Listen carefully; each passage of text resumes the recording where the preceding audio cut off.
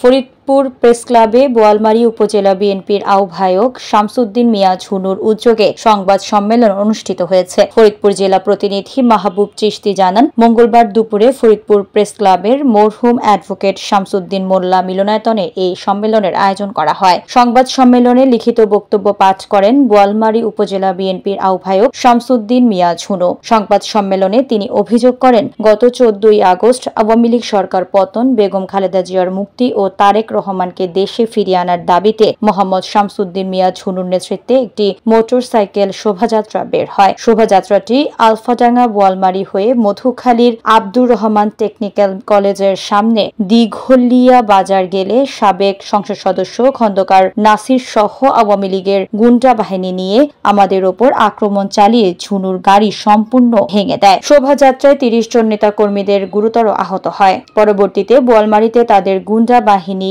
দিয়ে আমাদের শোভাযাত্রার আরো 4 থেকে 5 জন নেতাকর্মীর ওপর আক্রমণ চালিয়ে তাদেরও গুরুতর আহত করে। এ সময় তিনি খন্দকার নাসিরের বিগত দিনের কর্মকাণ্ড সাংবাদিকদের সামনে তুলে ধরেন। এ সময় বোয়ালমারী উপজেলা বিএনপির সাংগঠনিক সম্পাদক মুজিবুর রহমান লাবু, বোয়ালমারী উপজেলা যুবদলের আহ্বায়ক মিনহাজুর রহমান লিপন মিয়া, বোয়ালমারী পৌরসভার 3 নং ওয়ার্ড কাউন্সিলর শেখ আজিজুল হক, জাসাস বোয়ালমারী উপজেলার সভাপতি মোহাম্মদ শাহিন আহমেদ, বোয়ালমারী উপজেলা যুব দলের যুগ্ম আহ্বায়ক মাহবুব হাসান সজীব, ফরিদপুর প্রেস ক্লাবের সদস্যবৃন্দ ও বিভিন্ন প্রিন্ট ও ইলেকট্রনিক মিডিয়ার সাংবাদিকবৃন্দ উপস্থিত ছিলেন।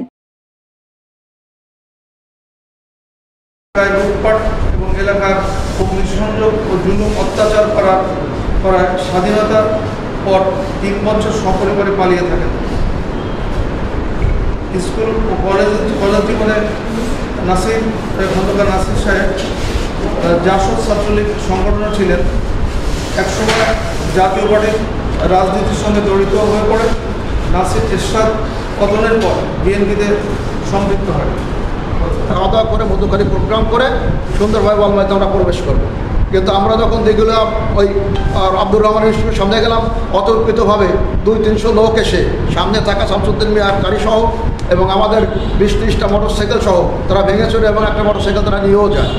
তো এই অবস্থার মধ্যেও আমরা রক্তাক্ত অবস্থায় তখনও আমরা মধুখালীতে গিয়েছি, মধুখালীতে প্রোগ্রাম সাকসেস করেছি।